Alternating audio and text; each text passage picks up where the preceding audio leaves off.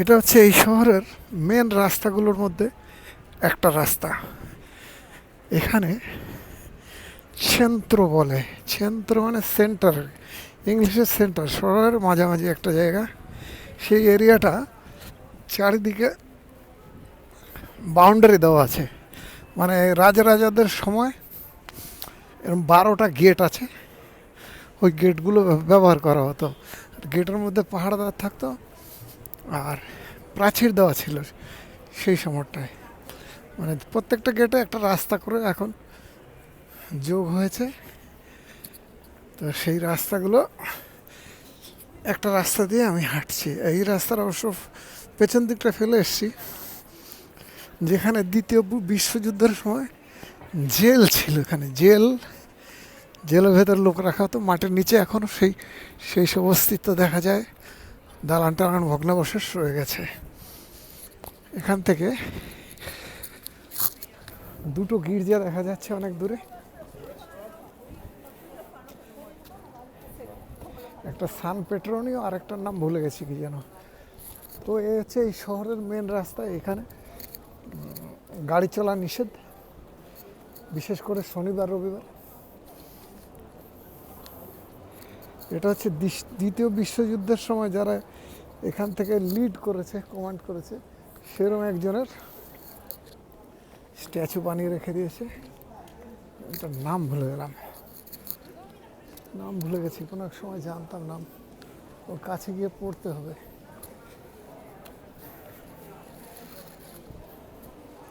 তো এখানে সব কনস্ট্রাকশন চেঞ্জ করছে রাস্তাঘাটের। এইখানে কোনো এক সময় ট্রাম ছিল, আমাদের দেশের মতন কলকাতার ট্রাম। এখানেও ট্রাম ছিল। সেই ট্রামের রাস্তা সব ভেঙে চুড়ে বাসের রাস্তা করেছে, আবার বাসের রাস্তা ভেঙে চুড়ে এই ট্রামের রাস্তা, ট্রামের লাইনগুলো দেখা আছে। আর এই যে সাইডে সব পাথর বসিয়ে ডিজাইন করে পাথর বসানো, যে ফ্লোরটা দেখা যাচ্ছে যেখান দিয়ে আমি হাঁটছি, একটা একটা করে ইটের মতো টুকরো টুকরো বসিয়ে এই রাস্তাটা বানানো। আগে পুরো রাস্তাটা এই ছিল। আমরা যখন এসেছি 1998-এ, তখন পুরো রাস্তাটা এরকম পাথর বসানো ছিল। তো সেইটাকে ভেঙে চুড়ে রাস্তা বানিয়েছিল, পিচ রাস্তা। এখন আবার পিচ উঠে সব উঠে লোহার রেল লাইন বসিয়েছে এখানে। এই লাইনের ওপর দিয়ে ট্রাম চলবে।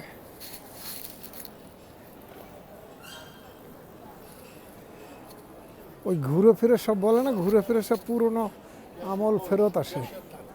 এখানেও তাই।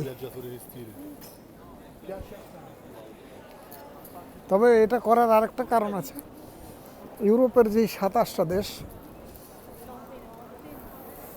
তার মধ্যে ইটালি একজন।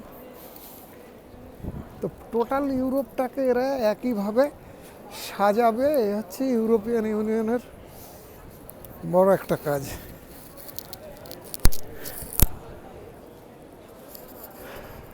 তো এখানে হাঁটার বা সাইকেল চালানোর কিন্তু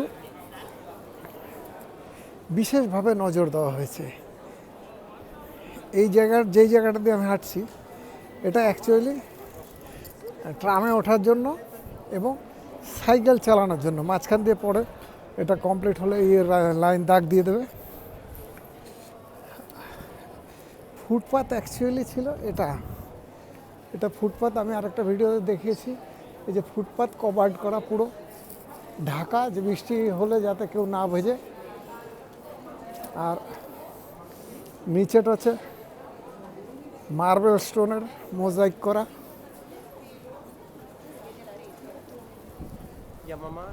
আর সব বিল্ডিংগুলো বিশেষত হচ্ছে ফার্স্ট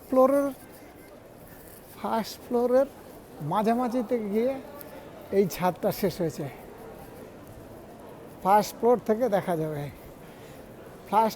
মানে সেকেন্ড ফ্লোর থেকে কিন্তু পুরো রাস্তা পর্যন্ত পাচ্ছে।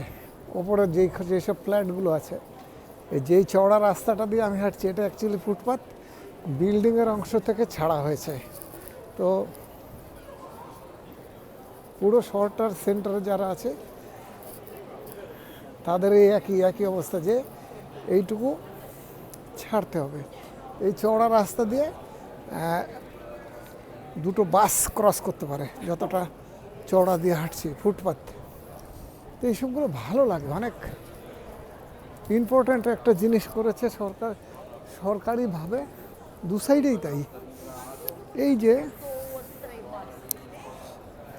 এটা হচ্ছে বাস স্টপ, বাস স্টপটা হচ্ছে এই যে এখানে এসে ট্রাম দাঁড়াবে, দাঁড়িয়ে এখান থেকে লোক উঠবে নামবে।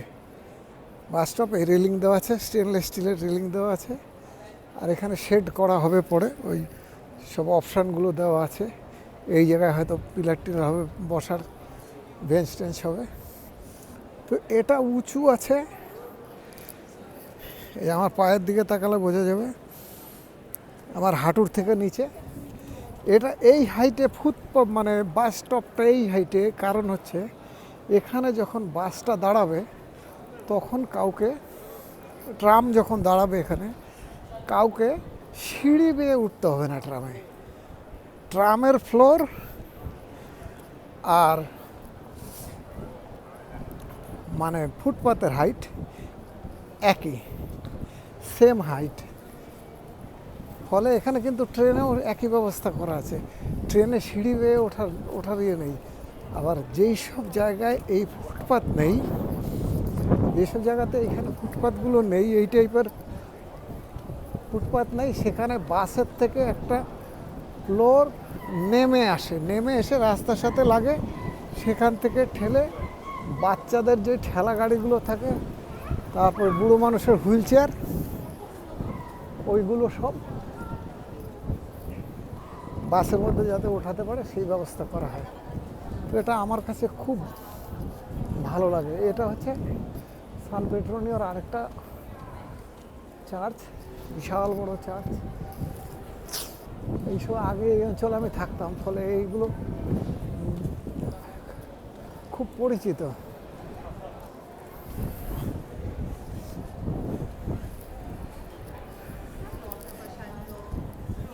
খুব পরিচিত, অনেক, এই চার্চটা অনেক ইম্পর্ট্যান্ট ভূমিকা পালন করে এই শহরের জন্য। কারণ হচ্ছে এই শহরে পাহাড়ের ওপর যেই মন্দিরটা আছে ওটাকে বলে সান লুকা মন্দির। তো ঠিক না, ওটা চার্চ, এদের মন্দির আর কি। ওই চার্চের থেকে মূর্তি এখানে নিয়ে আসা হয়, আমাদের রথের মতো অনেকটা। উল্টো রথে মূর্তি নিয়ে আসা হয়, পরের রথে আবার সেই মূর্তি ওখান থেকে ফেরত আসে। এখানেও তাই, ওই চার্চের থেকে মূর্তি এসে এই চার্চটাতে রাখা হয়, 1 মাস বাদে আবার এটার থেকে ওখানে নিয়ে চলে যায়। তো সেখানে বিরাট প্রসেশন হয়, ঠিক আমাদের রথযাত্রার মতন।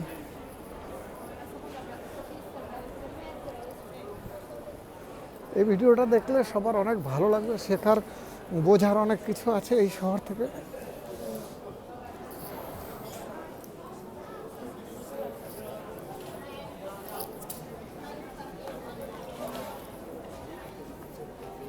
প্রচুর ভিড় এই টাইমে, কারণ এখানে শনিবার রবিবারে এই অঞ্চলটাতে ট্যুরিস্ট থাকে প্রচুর, এবং ট্যুরিস্টদের দেখতে আসে আমাদের মতন যারা আছে এই শহরে।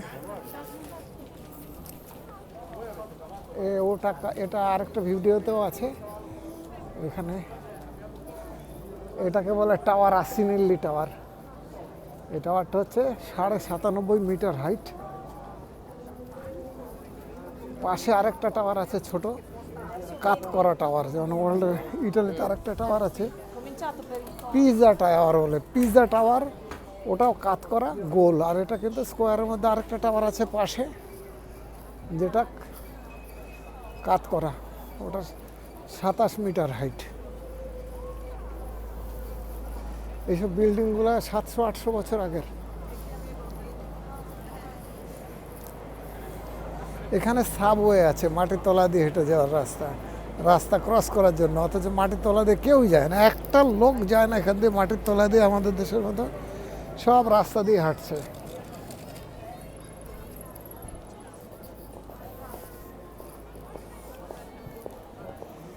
এই ভিডিওটা যারা দেখবে তাদের ভালো লাগবে, আর যদি ভালো লাগে